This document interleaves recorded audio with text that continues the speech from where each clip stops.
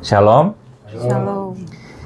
Saat ini tanggal 31 Agustus 2025, kita di kantor pusat IRMC. Saya akan menyampaikan satu pembukaan rahasia firman yang masih tetap di dalam satu tema khusus dan tema penting, yaitu bahwa Indonesia adalah pelaksana keputusan Tuhan di akhir zaman. Saudaraku yang dikasihi Tuhan Yesus Kristus, tentunya kita saat ini turut prihatin dan berdoa bagi Indonesia yang pada hari-hari ini dilanda berbagai situasi yang tidak menentu. Aturan-aturan yang membuat rakyat semakin terhimpit, kemudian menyulut unjuk rasa di mana-mana. Saudaraku, ini sesuatu yang betul-betul tidak kita harapkan, tetapi di lain pihak kita tetap harus paham bahwa semua di atas semuanya itu Tuhan sedang punya rencana untuk bangsa Indonesia. Karena bangsa Indonesia ini menjadi satu destinasi dari nubuatan firman Tuhan, maka tentunya Indonesia akan mendapatkan ujian, akan mendapatkan banyak hal yang harus membuktikan bahwa Indonesia itu mampu melahirkan kegerakan besar. Nah, peristiwa-peristiwa yang kita alami saat ini bukan untuk membuat Indonesia hancur, tetapi untuk memurnikan, untuk membuat Indonesia semakin murni, semakin siap dipakai oleh Tuhan untuk menjadi alatnya di akhir zaman. Dan kita pun patut berdoa untuk hal ini, jadi untuk bangsa kita Indonesia. Namun saya menyampaikan sesuatu rahasia di balik semua yang terjadi. Jadi di balik semua yang terjadi, kekisruan, berbagai macam demonstrasi, saya akan menyampaikan sesuatu rahasia di balik itu semua.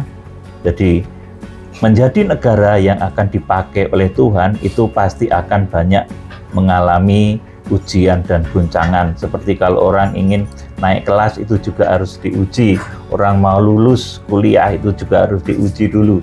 Saudaraku, demikian pula Indonesia sebagai negara yang menjadi destinasi dari satu nubuat firman Tuhan, kita harus lulus ujian. Saudara, ketika ujian itu terjadi, bahkan iblis itu akan menghancurkan kesatuan bangsa, juga kesatuan tubuh Kristus. Kalau kita cermati dengan sangat, maka kita tidak boleh menyalahkan sosok manusia yang mungkin dipakai untuk menciptakan kebijakan-kebijakan yang menyulitkan, omongan orang-orang yang membuat rakyat Indonesia itu tersulut kemarahannya. Kita juga tidak boleh menyalahkan para demonstran itu, sebab sesungguhnya di balik itu semua iblis yang bekerja dan ingin menghancurkan kesatuan bangsa Indonesia, juga kesatuan tubuh Kristus yang ada di dalamnya. Saudaraku, iblis itu kalau bekerja tidak secara langsung sejak zaman Hawa, ya. Jadi iblis itu kalau bekerja tidak secara langsung, tetapi dia akan memakai alat yang dinamakan sebagai alat peraga. Jadi iblis itu kalau bekerja selalu menggunakan alat yang dinamakan alat peraga. Nah, pada zaman dahulu ketika ingin menghancurkan nikahnya Adam dan Hawa, keluarga Adam dan Hawa, maka sebagai alat peraganya adalah ular yang menggoda Hawa. Nah, demikian pula yang dipakai untuk menghancurkan kesatuan bangsa, juga kesatuan tubuh Kristus. Iblis itu menggunakan semacam, saya sebut tadi, instrumen-instrumennya atau alat peraganya yang pada saat ini boleh jadi itu merupakan tokoh-tokoh politik, boleh jadi itu merupakan orang-orang yang menyusup di dalam demo dan lain sebagainya. Tetapi iblis itu kalau menghancurkan segala sesuatu, dia pasti menggunakan alat peraga, karena iblis nggak mungkin nongol dalam bentuk aslinya, ya. Dan manusia malah tidak akan takut Tetapi kalau iblis itu menggunakan alat peraga, kalau dulu alat peraganya ular ya, untuk menghancurkan Adam dan Hawa.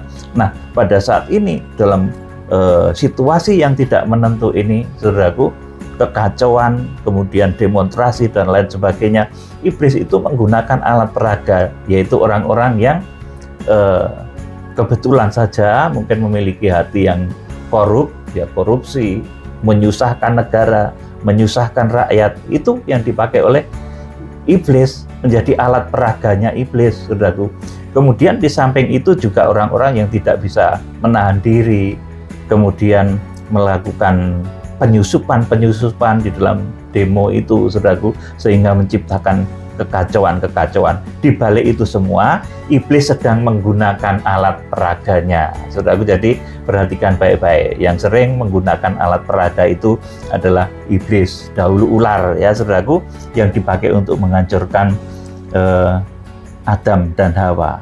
Jadi sekali lagi, ketika iblis menggunakan alat peraganya itu, saudaraku, itu merupakan instrumen-instrumen pemecah belah, instrumen-instrumen yang menciptakan disintegrasi bangsa, kehancuran.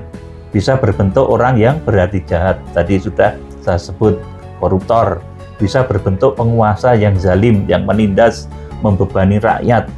Bisa juga iblis itu menyusup menggunakan orang-orang yang demo, menyusup di tengah-tengah para pendemo itu untuk menciptakan keonaran.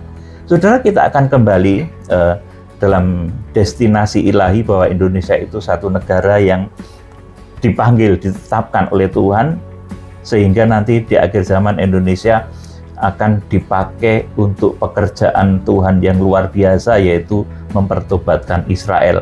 Yesaya 46 ayat 9 sampai 11 dibaca Ibu Tami. Yesaya 46 ayat 9 sampai 11. Ingatlah hal-hal yang dahulu dari sejak purbakala, bahwasanya akulah Allah dan tidak ada yang lain, akulah Allah dan tidak ada yang seperti aku. Terus, yang memberitahukan dari mulanya hal yang kemudian dan dari zaman purbakala apa yang belum terlaksana, yang berkata, keputusanku akan sampai dan segala kehendakku akan kulaksanakan, yang memanggil burung buas dari timur dan orang yang melaksanakan putusanku dari negeri yang jauh. Aku telah mengatakannya, maka aku hendak melangsungkannya. Aku telah merencanakannya, maka aku hendak melaksanakannya. Inilah keputusan Tuhan, bahwa Tuhan sudah memanggil dari timur, memanggil burung buas dari timur, burung Garuda. Artinya negara kita ini sudah ditetapkan dan diputuskan oleh Tuhan untuk melaksanakan kehendak dan keputusannya di akhir zaman. Nah, Yesaya 46 ini dahulu menunjuk kepada Raja Kores yang dipakai oleh Tuhan untuk mengembalikan Israel dari perbudakan di Babel, ya saudaraku, di dalam 3 tahap pengembalian Israel ini, saudaraku. Saudaraku, kemudian saat ini Tuhan akan memakai Indonesia dalam satu kegerakan besar melawat bangsa Israel, pertobatan bangsa Israel. Api penginjilan kepada Israel ini kita kobarkan dari Indonesia, saudaraku, bahwa Israel di akhir zaman harus menerima Tuhan Yesus Kristus. Itu kita kobarkan dari Indonesia dan mulai kita bawa ke Israel, juga mulai menyebar kepada bangsa-bangsa, sehingga hamba-hamba Tuhan dari berbagai negara, dari Amerika, dari India, dari berbagai tempat mulai memiliki gelagat hati yang sama untuk pertobatan Israel. Mereka mulai memiliki kerinduan yang sama dengan kita, yaitu mereka ingin supaya Israel itu menerima Tuhan Yesus Kristus. Sebab Israel yang dipulihkan kerajaannya oleh Tuhan itu bukan Israel raya seperti yang dicita-citakan oleh Benyamin Netanyahu, tetapi adalah Israel yang menerima Tuhan Yesus Kristus, atau Israel raya yang dicanangkan para pendiri Israel yang merdeka secara fisik tahun 48. Bukan Israel raya seperti itu, tetapi Israel yang dipulihkan sesuai Kisah Rasul pasal 1 ayat 6 itu adalah Israel yang menerima Tuhan Yesus Kristus. Dan untuk pekerjaan itu Tuhan akan pakai Indonesia. Saudaraku, dan dahsyat kegerakan ini muncul dari timur dunia, dari negeri yang jauh. Saudara, saya sama sekali tidak akan berbicara dari sudut pandang politik, tetapi dari sudut pandang spiritual. Ketika suatu tempat itu menjadi destinasi dari sebuah nubuat, dari peristiwa besar, tentunya tempat tersebut akan mengalami proses. Saudaraku, seperti saat kelahiran Musa, maka Mesir dan Fir'aun itu mengalami kegoncangan. Kemudian saat kelahiran Tuhan Yesus Kristus, itu Yerusalem, kemudian Herodes juga mengalami kegoncangan. Nah, di akhir zaman ketika ada satu berita besar tentang penyelamatan Israel, kemudian lahirnya anak laki-laki, terjadinya masa harpazo, itu juga akan menggoncang dunia. Dan karena kita yang menjadi destinasi dari nubuat itu, maka tentunya Indonesia mendapatkan ujian juga. Jadi kita jangan takut, jangan gentar, karena kita sedang diuji oleh Tuhan supaya iman kita ini tetap teguh di dalam segala kondisi. Kita akan belajar dari hal yang pertama, saat kelahiran Musa, maka Mesir dan Fir'aun itu mengalami kegoncangan. Kita akan membaca Keluaran pasal 1 ayat 12. Kitab Keluaran pasal 1 ayat 12 dan seterusnya. Nanti saya bilang stop kalau sudah cukup. Keluaran pasal 1 ayat 12 dan seterusnya. Tetapi makin ditindas, makin bertambah banyak dan berkembang mereka, sehingga orang merasa takut kepada orang Israel itu. Terus, Lalu dengan kejam orang Mesir memaksa orang Israel bekerja dan memahitkan hidup mereka dengan pekerjaan yang berat, yaitu mengerjakan tanah liat dan batu bata dan berbagai-bagai pekerjaan di padang, ya segala pekerjaan yang dengan kejam dipaksakan orang Mesir kepada mereka itu. Raja Mesir juga memerintahkan kepada bidan-bidan yang menolong perempuan Ibrani, seorang bernama Sifra dan yang lain bernama Pua, katanya, apabila kamu menolong perempuan Ibrani pada waktu bersalin, kamu harus memperhatikan waktu anak itu lahir. Jika anak laki-laki, maka kamu harus membunuhnya, tetapi jika anak perempuan, bolehlah ia hidup. amin. Jadi pada saat terjadi kegemparan di Mesir sampai Fir'aun itu karena satu kecemburuan, ya, akhirnya menetapkan bahwa kalau anak laki-laki itu lahir dari orang-orang Ibrani harus dibunuh. Sekarang ayat Keluaran pasal 2 ayat 1 dan 2. Seorang laki-laki dari keluarga Lewi kawin dengan seorang perempuan Lewi, Terus, lalu mengandunglah ia dan melahirkan seorang anak laki-laki. Ketika dilihatnya bahwa anak itu cantik, disembunyikannya 3 bulan lamanya. amin. Jadi Musa itu dari keturunan Lewi, seorang laki-laki Lewi dan keluarga Lewi kawin dengan seorang perempuan Lewi. Jadi Musa itu berdarah Lewi, sedangkan Tuhan Yesus berdarah dari suku Yehuda. Kemudian ayat yang kedua ini dikatakan, lalu mengandunglah ia dan melahirkan seorang anak laki-laki. Ketika dilihatnya bahwa anak itu cantik, disembunyikannya 3 bulan lamanya. Karena ada peraturan waktu itu bahwa anak laki-laki harus dibunuh, ya. Ayat 3. Tetapi ia tidak dapat menyembunyikannya lebih lama lagi, sebab itu diambilnya sebuah peti pandan, dipakalnya dengan gala-gala dan ter, diletakkannya bayi itu di dalamnya, dan ditaruhnya peti itu di tengah-tengah teberau di tepi sungai Nil. Langsung ayat 10. Ketika anak itu telah besar, dibawanyalah kepada putri Fir'aun yang mengangkatnya menjadi anaknya dan menamainya Musa, sebab katanya, karena aku telah menariknya dari air. Amin. Jadi Nabi Musa itu ketika lahir nggak langsung diberi nama, bahkan sampai 3 bulan disembunyikan oleh orang tuanya. Itu belum diberi nama, ya saudaraku. Kebanyakan kalau kita kan punya anak gitu, jangankan sampai 3 bulan, mungkin sebelumnya malah sudah diberi nama, kan sudah ketahuan melalui USG itu, ya, jenis kelaminnya laki-laki atau perempuan. Kita sudah beri nama, saudaraku. Nah, kalau Musa ini belum, saudaraku. Tapi Tuhan Yesus sudah, bahkan sebelum lahir juga sudah dikasih nama sama malaikat. Ini perbedaannya. Kalau Musa itu yang memberi nama malah putri Fir'aun. Dikatakan di sini ketika anak itu telah besar, dibawanyalah kepada putri Fir'aun yang mengangkatnya menjadi anaknya dan menamainya Musa, sebab katanya karena aku telah menariknya dari air. Saudara, jadi ketika akan ada sesuatu yang besar lahir di satu tempat, maka tempat itu akan mengalami pergolakan, akan mengalami goncangan. Seperti halnya di tempat kita ini, di bangsa Indonesia, karena akan lahir satu kegerakan besar, maka seizin Tuhan Indonesia mengalami goncangan-goncangan. Saudara, bukan untuk menghancurkan, tetapi untuk memurnikan, terutama orang-orang yang dipilihnya untuk kegerakan akhir zaman ini. Kemudian kita akan memetik pelajaran kedua, yaitu ketika Tuhan Yesus lahir. Tuhan Yesus lahir itu juga menimbulkan kegemparan di seluruh Yerusalem, di istana Herodes itu gempar. Saudaraku, kita akan baca saja Matius pasal 2 ayat 13 sampai 15. Matius pasal 2 ayat 13 sampai 15.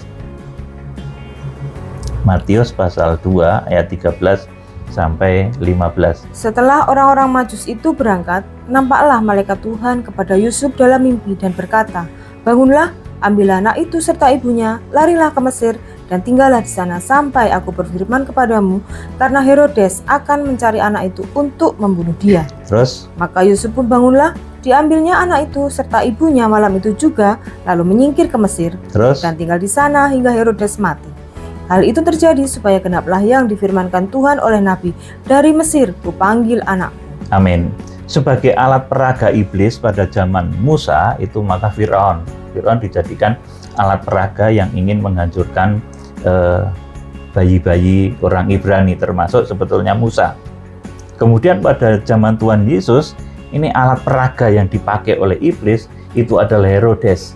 Saudaraku, dia menggunakan Herodes itu untuk membunuh bayi Yesus, yang dikatakan Yesus itu raja orang Yahudi, orang Majus menyebutnya begitu pada dia masih bayi, saudaraku. Dan pada Kisah Rasul pasal 1 ayat 6, memang Tuhan Yesus diminta oleh murid-murid untuk memulihkan kerajaan bagi Israel.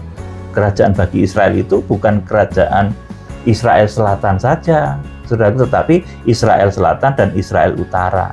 Saudaraku, artinya apa? Israel yang komplit, yang nanti kegenapannya di dalam kitab Wahyu pasal 7, nanti di mana Israel akan menerima Tuhan Yesus Kristus, 12 suku Israel itu, saudaraku. Nah, yang ada di Israel saat ini kebanyakan adalah suku Yehuda dan Benyamin, saudaraku. Yang 10 suku itu juga hancur, saudaraku, juga disebar oleh Asyur pada saat kurang lebih 722 sebelum Masehi. Itu Israel Utara dijajah oleh Asyur, kemudian suku-sukunya disebar ke seluruh penjuru bumi sampai hilang. Saudaraku, bayangkan itu, saudaraku. 10 suku itu diserakkan sampai hilang. Jadi iblis itu selalu menggunakan alat peraga untuk menghancurkan Israel. 10 suku itu iblis menggunakan alat peraga Asyur yang dipakai untuk menghancurkan Israel, sehingga Israel itu terpecah belah, tercerai-berai. Jadi pekerjaan iblis yang selalu menggunakan alat peraga itu adalah memecah belah. Saudaraku, perhatikan baik-baik ini, saudaraku. Sejak zaman Adam, iblis yang memakai alat peraga ular itu memecah belah keluarganya Adam. Kemudian pada zaman Musa lahir, iblis yang menggunakan Fir'aun sebagai alat peraga itu juga akan menghancurkan Musa.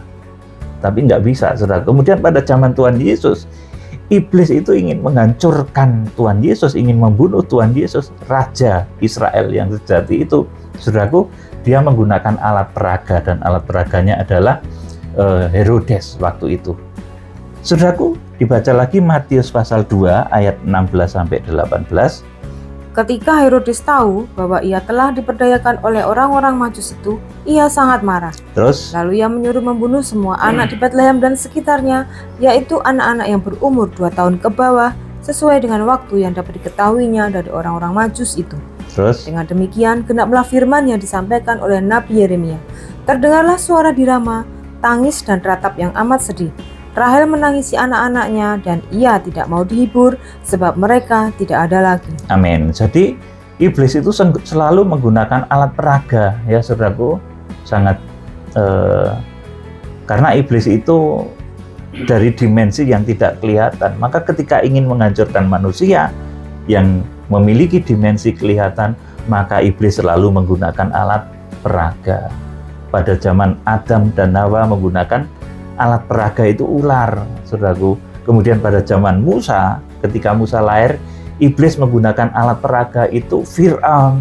Kemudian di zaman Tuhan Yesus Kristus lahir, maka iblis itu ingin menghancurkan Tuhan Yesus juga menggunakan alat peraga, yaitu Herodes. Nah, kemudian di akhir zaman, saudaraku, iblis itu menggunakan alat peraga, orang-orang yang hatinya jahat, hatinya kotor, saudaraku, untuk dimasuki dan disusupi oleh kuasa kegelapan dan menciptakan berbagai macam kehancuran, kekisruan, dan lain sebagainya. Makanya nanti ketika iblis itu jatuh, kemudian dunia dilanda masa antikris, itu begitu kacaunya, saudaraku. Kalau saudara membaca juga di dalam kitab Wahyu pasal yang ke-13, itu iblis menggunakan alat peraga lagi, namanya antikris. Bentuknya bisa baca dalam kitab Wahyu pasal 13 ayat 1 sampai 10. Kemudian iblis itu juga menggunakan alat peraga lagi, nabi palsu, saudaraku, yang tertulis dalam kitab Wahyu pasal 13 ayat 11 sampai 18. Saudaraku, jadi iblis itu kalau menghancurkan segala sesuatu, termasuk menghancurkan negara, itu selalu pakai alat peraga. Menghancurkan kesatuan tubuh Kristus, ingin menghancurkan segala sesuatu, selalu memakai alat peraga. Nah, saudara, jangan mau menjadi alat peraganya iblis yang dipakai oleh iblis untuk saling gontok-gontokan, untuk saling hantam, untuk saling menyiksa, untuk saling menyakiti, untuk saling berperang. Mari kita jaga kesatuan negara Republik Indonesia, kita jaga kesatuan tubuh Kristus juga, yang dimana kita hidup di negara Indonesia ini, negara yang berlambang burung Garuda ini. Kita harus menjadi alat-alat yang dipakai oleh Roh Kudus. Kita menjadi alatnya Roh Kudus, jangan sampai kita menjadi alat peraganya iblis untuk menciptakan berbagai macam kekacauan. Kita akan melihat sekarang kitab Wahyu pasal 12 ayat 1 sampai 6 ya. Maka tampaklah suatu tanda besar di langit, seorang perempuan berselubungkan matahari dengan bulan di bawah kakinya, dan sebuah mahkota dari 12 bintang di atas kepalanya.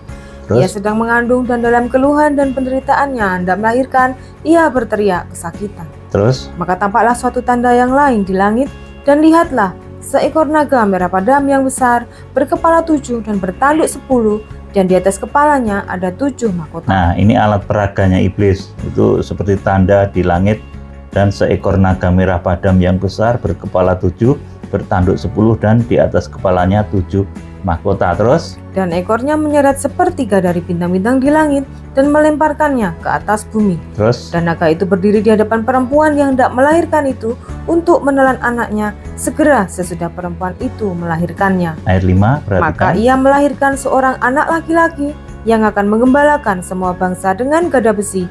Tiba-tiba anaknya itu dirampas dan dibawa lari kepada Allah dan ke tahtanya. 6. Perempuan itu lari ke padang gurun, di mana telah disediakan suatu tempat baginya oleh Allah, supaya ia dipelihara di situ 1260 hari lamanya. Amin. Ketika pemberitaan tentang penjangkauan bangsa Israel, di mana kita dari orang-orang non-Israel, dari Indonesia, dari bangsa non-Israel yang lain, dari Amerika, kemudian dari berbagai negara, dari Cina, dari Eropa, itu memiliki kerinduan untuk menjangkau bangsa Israel, dan berita tentang penjangkauan bangsa Israel ini lahir dari Indonesia.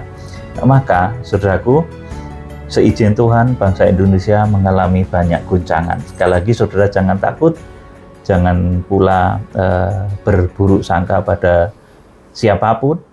Yang jelas kita di berbagai tempat yang tergabung di dalam kegerakan kitab Wahyu, baik yang di luar negeri maupun di dalam negeri, dari seluruh penjuru Nusantara, dari Sabang sampai Merauke. Saudaraku, saudara harus menyatu. Kita harus menyatu di dalam roh dan kebenaran. Mungkin posisi saudara ada di Medan, mungkin posisi saudara ada di Jakarta, mungkin posisi saudara ada di Sulawesi, saudara di Kalimantan, saudara ada di Bali, NTT, bahkan juga mungkin di Papua. Kita menyatu di dalam roh dan kebenaran. Jadi kita bisa bersatu meskipun jarak berjauhan. Kita bersatu di dalam Roh Kudus dan kebenarannya, supaya kita tidak dijadikan saya sebut tadi sebagai alat peraganya iblis yang membuat kekacauan, yang pekerjaannya memecah belah. Saudaraku, ketika berita besar ini lahir dari Indonesia, maka seizin Tuhan bangsa ini mengalami ujian-ujian dan cobaan-cobaan. Ya saudaraku, kemarin baru saja saya sampaikan bahwa Indonesia adalah satu negara yang merupakan destinasi dari sebuah tujuan nubuatan. Indonesia merupakan pelaksana keputusan Tuhan di akhir zaman. Itu 2 minggu yang lalu. Belum ada kabar semacam ini, rencana bahkan juga belum ada, saudaraku. Saya yakin orang-orang itu pun yang masuk di dalam terjebak di dalam kekisruan itu pun pada 2 minggu yang lalu belum merencanakannya, saudaraku. Nah, ketika saya menyampaikan Indonesia pelaksana keputusan Tuhan di akhir zaman, maka iblis itu ngamuk dan menggunakan alat-alat peraganya, yaitu orang-orang yang hatinya diliputi dengan berbagai macam keinginan duniawi, sehingga menciptakan berbagai macam kekisruan. Jadi kalau ditanya siapa yang salah, saudaraku, yang paling bersalah itu nomor 1 itu iblis. Tetapi iblis itu kemudian dia masuk menggunakan alat peraga, ibaratnya begitu wayang, saudaraku. Menggunakan alat peraga digunakanlah orang-orang yang berhati jahat, koruptor, orang-orang yang tidak setia dengan Negara Kesatuan Republik Indonesia. Bahkan karena hal itu kemudian timbul juga pemimpin-pemimpin yang tidak memikirkan rakyat, sehingga pajak semakin tinggi dan lain sebagainya, harga-harga semakin mahal, penghasilan semakin sulit. Saudaraku, itu yang membuat rakyat marah, dan di tengah-tengah amarah itu kemudian iblis menyusupkan orang-orang tertentu yang saya sebut tadi sebagai alat peraga dari kuasa kegelapan. Itu kemudian menciptakan kerusuhan-kerusuhan. Nah, untuk mengatasi hal yang sedemikian, hendaknya kita tetap tenang, tetap setia kepada Negara Kesatuan Republik Indonesia. Juga kita tetap setia di dalam pengajaran. Kepada pemimpin-pemimpin bangsa, saya menghimbau supaya pikirkanlah nasib rakyat, supaya jangan rakyat itu merasa semakin terhimpit, ekonominya juga bisa semakin terbantu dan semakin diberikan jawaban pasti. Maka segala badai pasti berlalu dan Indonesia akan dipakai oleh Tuhan di akhir zaman sebagai alatnya yang luar biasa. Kiranya Tuhan Yesus Kristus memberkati. Kita akan memuji Tuhan